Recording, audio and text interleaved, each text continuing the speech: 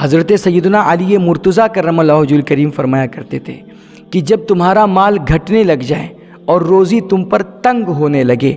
تو تم راہ خدا میں مال خرچ کر کے اللہ سے تجارت کر لیا کرو، یعنی کہ تم صدقہ کیا کرو۔ میرے بھائی، صدقہ اللہ کی راہ میں ایسی تجارت ہے نا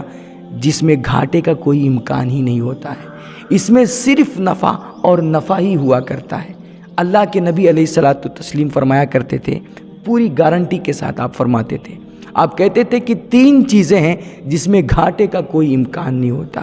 نمبر 1، معاف کرنے سے انسان کی عزت کبھی گھٹتی نہیں ہے بلکہ اللہ اس کی عزتیں بڑھا دیا کرتا ہے۔ اور نمبر 2، اللہ کے نبی فرماتے ہیں جو بندہ اللہ کے لیے جھکتا ہے اور اللہ کے لیے لوگوں کو معاف کرتا ہے اور جھگڑا لڑائی اور فتنہ فساد ختم کرنے کے لیے وہ اپنے آپ کو سرنڈر کر دیتا ہے اور کسی کو کوئی جواب نہیں دیتا ہے، جو بندہ اللہ کے لیے جھکتا ہے اللہ اس بندے کو فرش سے اٹھا کر کے عرش پہ پہنچا دیا کرتا ہے، اللہ اس شخص کو بلندیاں عطا فرما دیا کرتا ہے۔ اور تیسرے نمبر پہ اللہ کے نبی قسم اٹھا کر کے فرما رہے ہیں، ما نقصت صدقۃ من مال، کہ صدقہ کرنے سے بندے کا مال گھٹتا نہیں ہے بلکہ اللہ اس کے مال کو بڑھا دیا کرتا ہے۔ تو دنیا کا ہر کیلکولیٹر آپ کو بتائے گا کہ مال خرچ کرنے سے گھٹتا ہے، مگر اللہ کے نبی قسم اٹھا کے فرما رہے ہیں کہ اللہ کی راہ میں مال خرچ کرنے سے گھٹتا نہیں ہے بلکہ وہ بڑھا کرتا ہے۔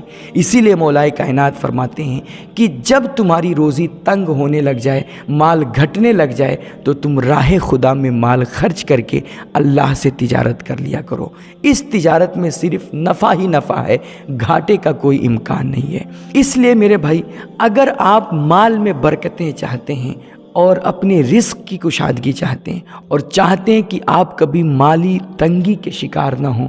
تو یار اللہ کی راہ میں مال خرچ کرنے کا آپ معمول بنا لیجئے۔ چاہے تو روزانہ خرچ کریں، چاہے تو ہر مہینے خرچ کریں، یا اپنی سہولت کے مطابق، اپنی حیثیت کے مطابق جتنا آپ سے ہو سکے آپ اللہ کی راہ میں مال خرچ کرنے کا معمول ضرور بنائیں۔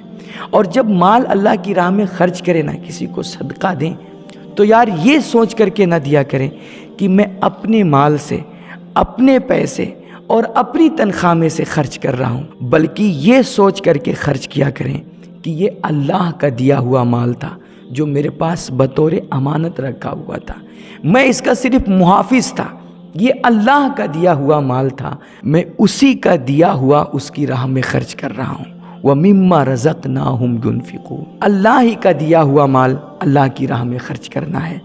اور خرچ کرنے کے بعد آپ یہ دعا کیا کریں کہ میرے مالک، یہ جو حقیر سا صدقہ جو ہم نے کیا ہے، چھوٹا سا صدقہ، میرے مالک اس کا ثواب اپنے فضل کے مطابق عطا کر کے